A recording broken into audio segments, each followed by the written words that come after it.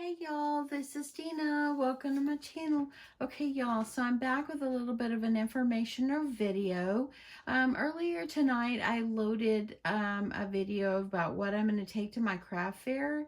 And so anyway, I don't know how it happened, but some way somehow it loaded and bubbles were floating across my video. And I usually keep things because I video on my phone, and I usually keep videos on my phone. And tonight, while I was watching Hallmark Channel, some bright idea I had, I deleted my video, and so I wasn't able just to reload it. So I'm going to try to re-record this for you because I told my husband, "Are you falling asleep?" And he said, "Yep." And I said, "Okay, it's bugging me. I'm going to go re-record it." I just didn't like the bubbles floating on there because I'm trying to show you guys some things, and I didn't want the bubbles to distract you. So I'm very sorry about the bubbles. So I'm going to try this again. Okay, so what I'm going to take in my craft fair, and before I get going on it, these are just my opinions. This is just maybe things that I've observed and maybe I've experienced. And so anyway, but yeah, everybody does their booths differently, and this is how I do mine. Okay, so I always make myself a nice checklist of items that I need to take when I'm setting up my booth. So I always make myself a list. I keep it on this clipboard and I pull it out every time I do a craft fair. And so anyway, yeah, let's just jump right in. So real important things that you need for your craft fair is you need good tables, and I use 6-foot long folding tables. They fold in half so I can store them easier. Last year I did purchase these tables at Costco, and I think I got them on sale for like $29. It was super inexpensive for what I was getting. So I've invested in two, and I also use a third table, and it's usually my 4-foot table. And so I'm thinking of investing in another 6-foot so I have a little bit more space. But yeah, I don't know if I will or not. I'm just gonna wait and see. If I can find it on sale, I might go ahead and do that instead of using my 4-foot plus my two 6-footers. I always set my tables up like a U shape. I want people to come into my booth instead of, just having to stand outside. I like them to come in my booth. That way then, they can interact with you. You're able to speak with them. And yeah, for me, that works for me. Let's see. So you need tables, chairs. Make sure you have chairs. In my last video, I did talk about a lady that was at the craft fair like 2 years ago, and let me tell you, poor thing, she forgot to bring chairs and she was the only one there with her booth. Luckily her son was able to finally come and bring her a chair, but can you imagine being out there all day without a chair? So make sure you bring a couple of chairs. A good canopy. I always do my craft fairs on the outdoor booths. The one I do in December, they have indoor and outdoor. I choose outdoor, and so you need a good canopy for it. The reason that I choose outdoor is because I feel like it's brighter, and people have always got to be outside to get to their car, so they're going to pass you. Unfortunately, a lot of times they're rain or shine, but I've never experienced it where I've had to do it in the rain before. I have experienced it with wind.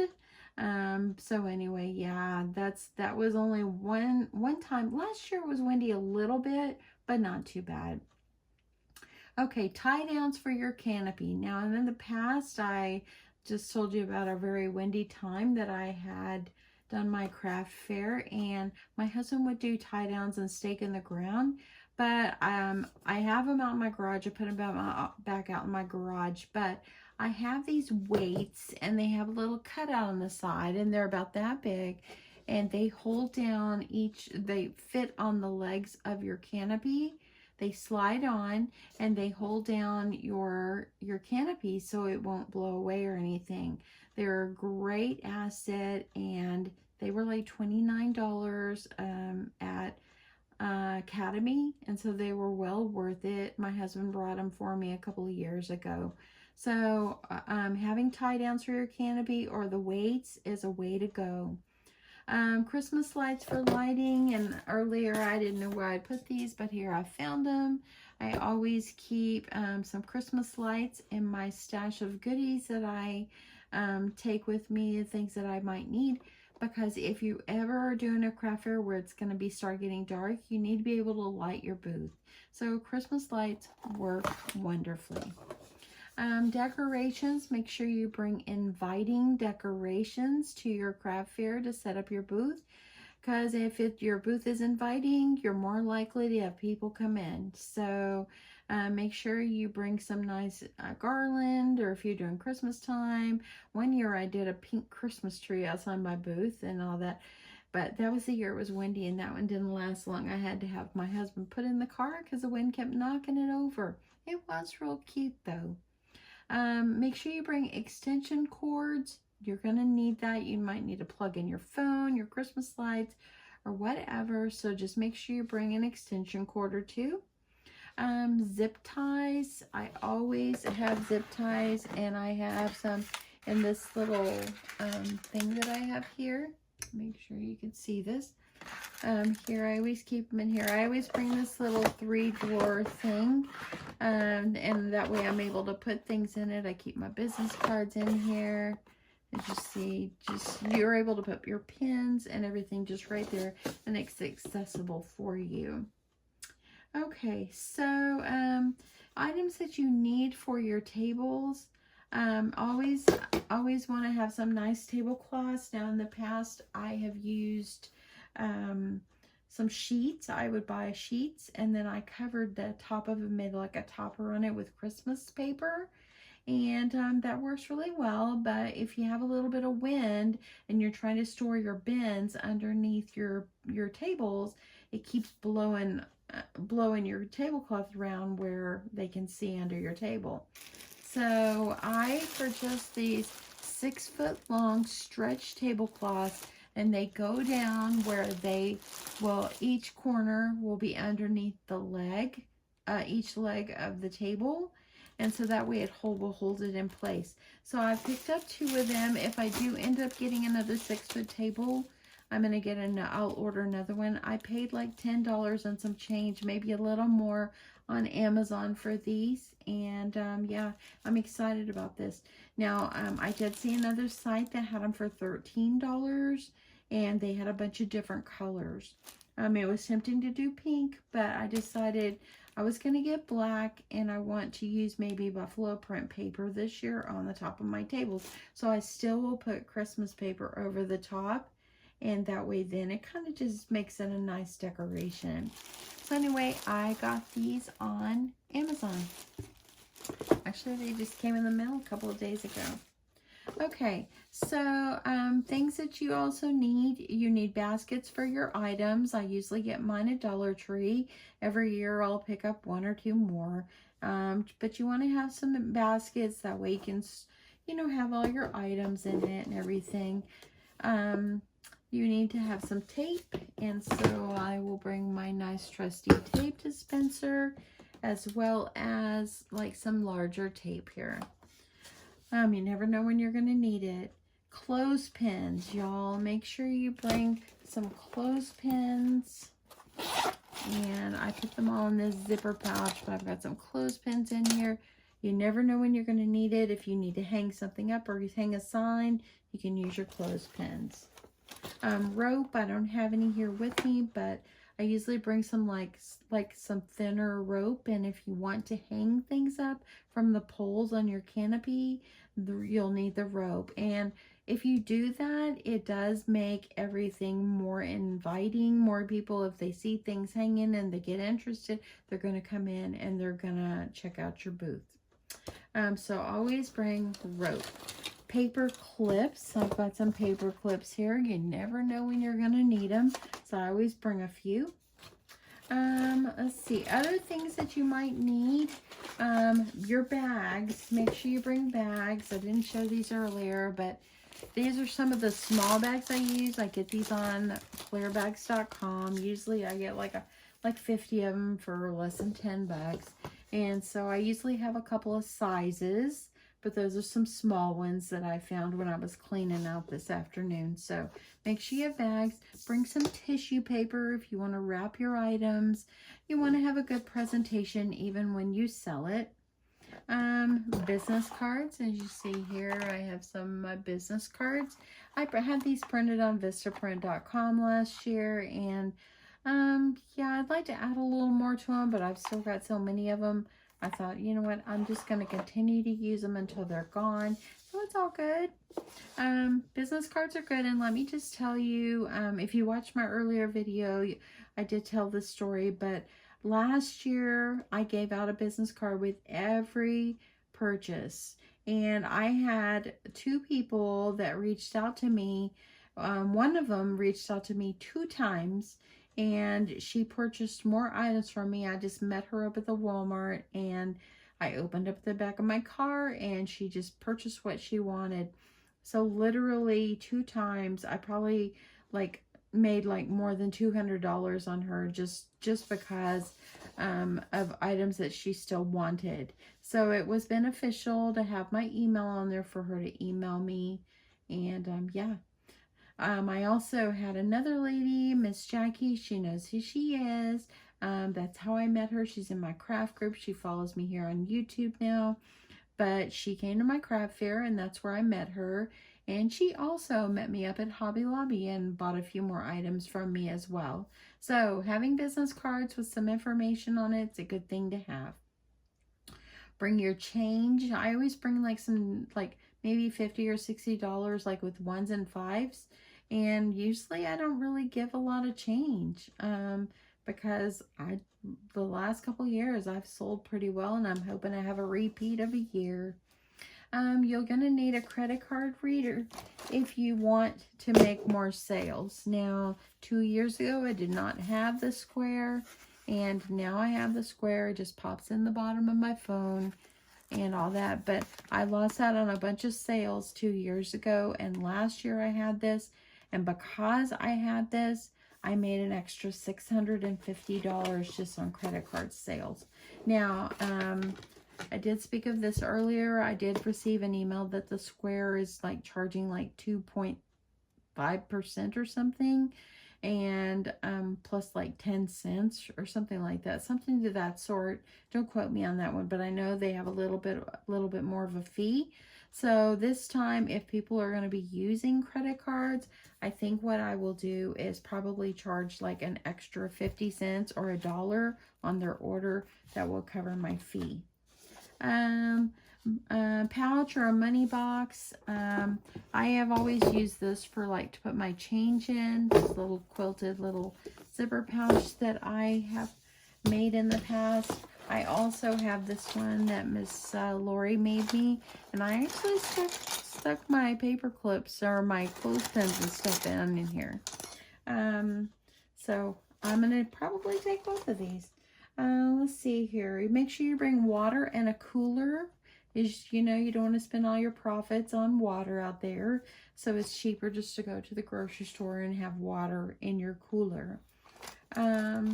Another thing I did not add on there, and I told about this earlier, is these are shower curtain rings, and these can hang over your poles if you want to hang things up. These are great to have. I probably spend $2 on them at Walmart, and so that I keep them in my craft fair stuff. And yeah, as you see, I've got several, and I just keep them close by in case I need them. Let's see, on to my next page. Snacks. If you want to bring snacks to your craft fair, so you have a little snack, yeah, bring snacks. Trash bags is always good to have some trash bags. So I always bring a couple of those. That way then, my grandkids come, they want to eat. I don't have them just throwing their trash on the ground or up in my booth. I want them to throw in the trash. Okay, hand sanitizer.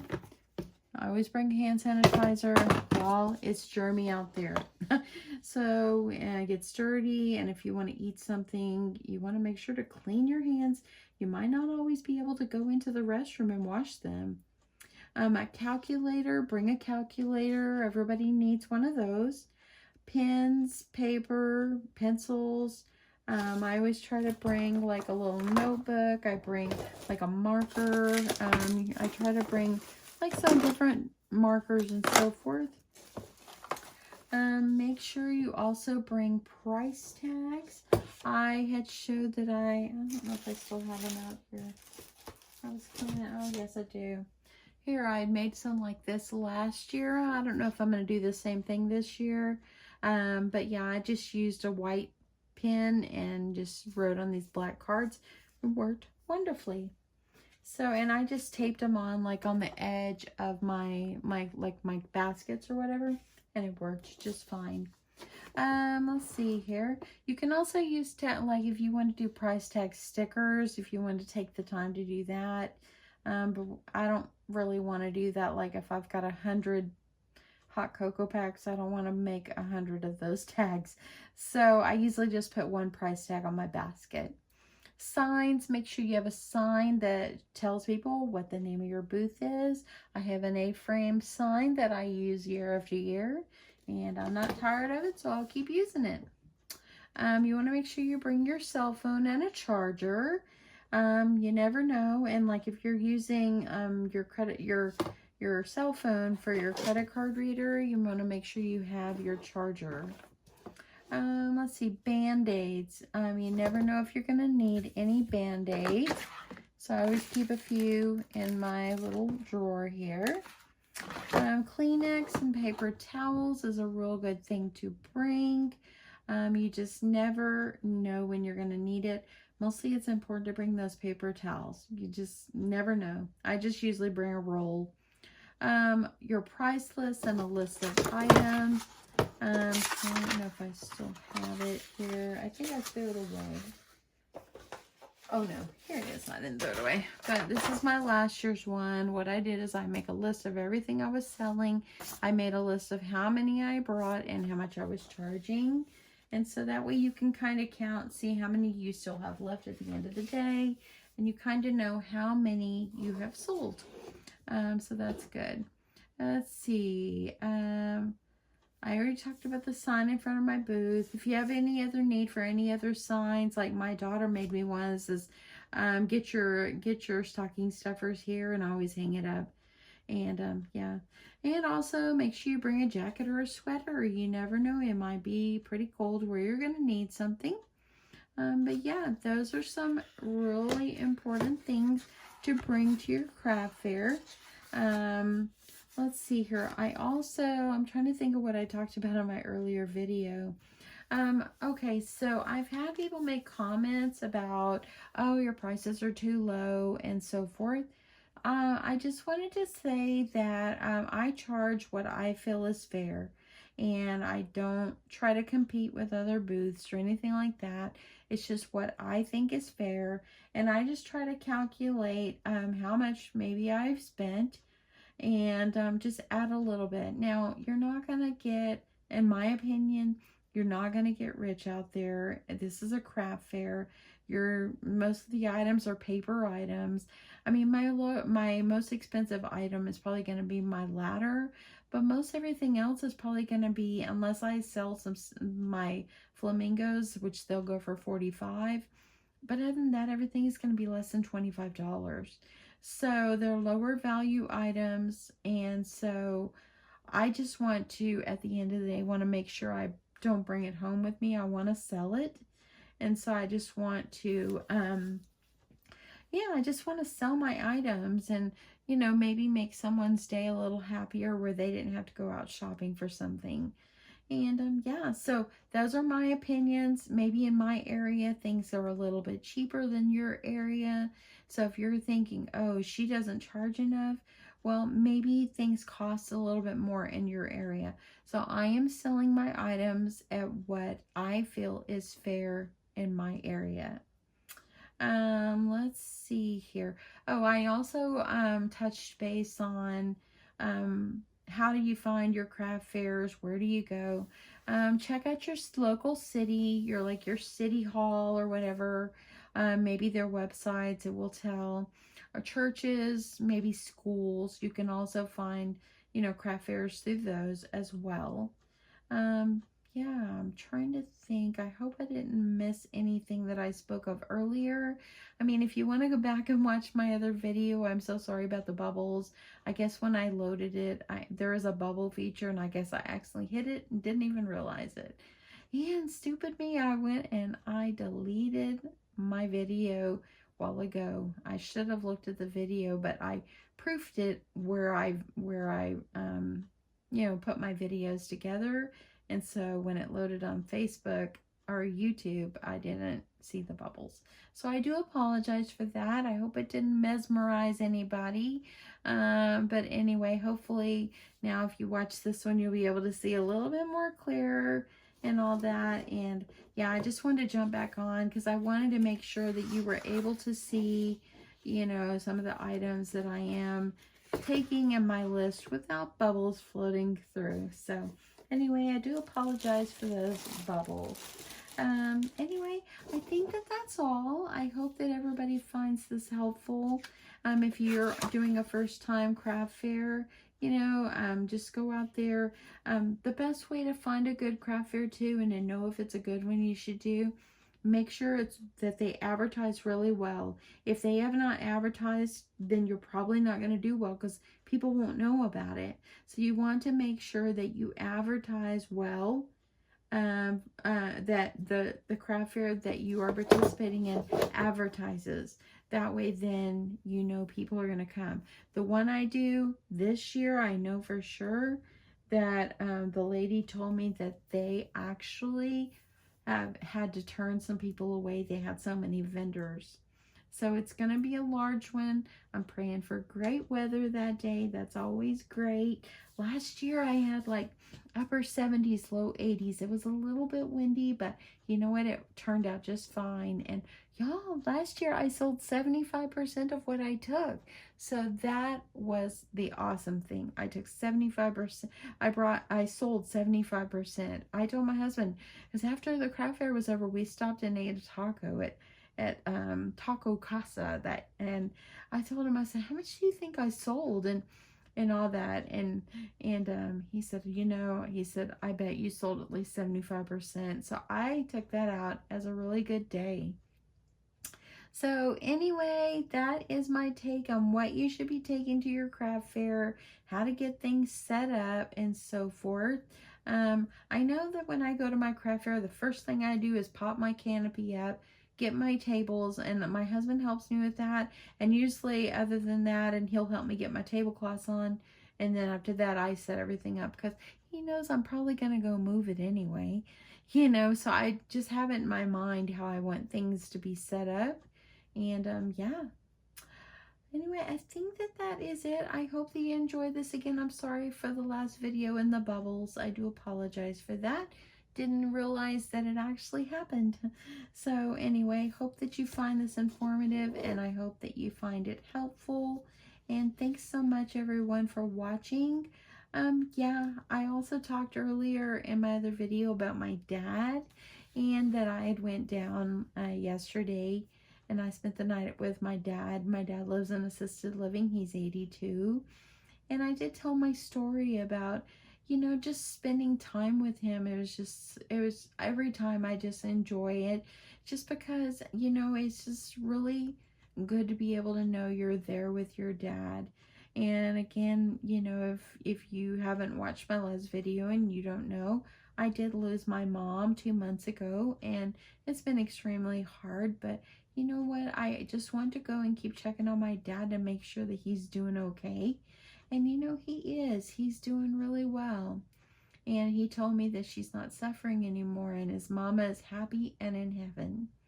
And so that is just a wonderful thing.